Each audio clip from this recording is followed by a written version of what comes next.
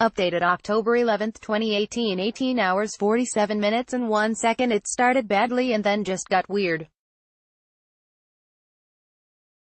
Arriving at the Mid-America Arena in the city of Council Bluffs, Iowa, we were drenched in cold rain, part of a front that even brought early snow to nearby Nebraska. Our plan to get the views of flag-clad Donald Trump supporters queuing to see the president literally had cold water poured on it, and we ran for the press entrance. No worries, we'll just mingle and find some people to talk to inside, I thought. But no.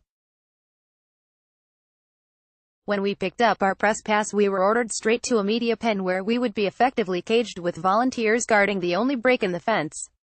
I protested but was told, even though there were at least 10,000 people present with the leader of the free world arriving soon, it was a private event.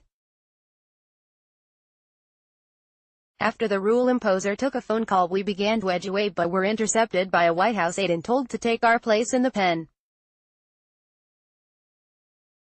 To be fair, she was polite, professional and funny as we trudged back to our home in the cage. Contained in a cage with 2 hours at least until the president's address and our objective unfulfilled, I was left to make pleading eye contact and gestures at the many fans already in their seats. An older guy in a Navy hat obliged and came down for an interview, him on one side of the fence and me on the other.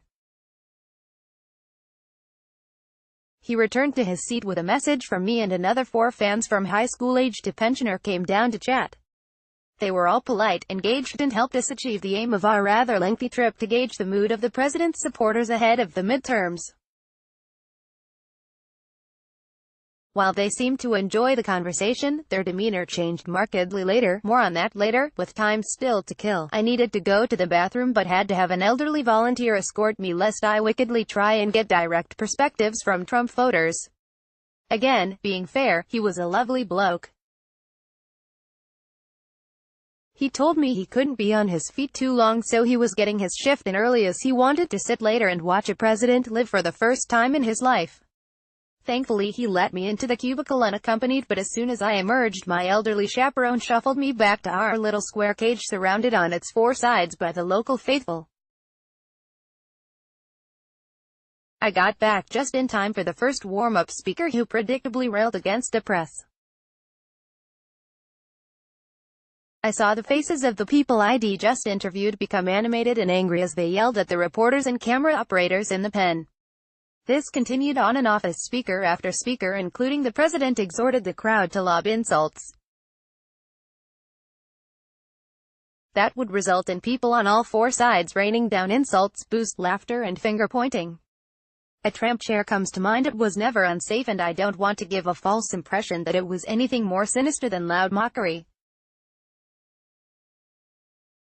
It was an extremely odd experience, though, to be effectively trapped while the people whose views you'd taken the trouble to seek out shouted things at you over a couple of hours. Media restrictions at campaign rallies are standard now, but not usually confined to such a small space and with such barriers to accessing the faithful.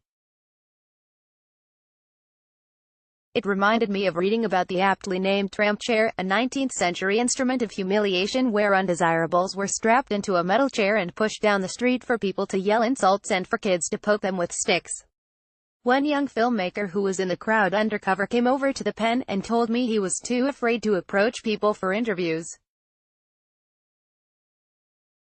Earlier eyed him enviously, seemingly free to walk around and chat to whoever he wanted. Turns out he was scared and just ended up furtively taking photos of people and pretending he was just there for the rally. That restrictions left him too fearful to seek views seemed an own goal. The fact that more than 10,000 people were there on a rainy Tuesday night left me with the impression the looming blue wave will still face serious red opposition, and surely that's a story Republicans want to be told. And yes, I can confirm it's true what the president has said before, that people were queuing outside and watching on screens, even in the rain. I can also confirm, though, that the complaints about why they weren't being filmed are because we were stuck in the bloody pen, rather than biased by omission. Topics: Donald Trump, world politics, media, United States. First posted October 11, 2018, 16 hours 25 minutes and 16 seconds.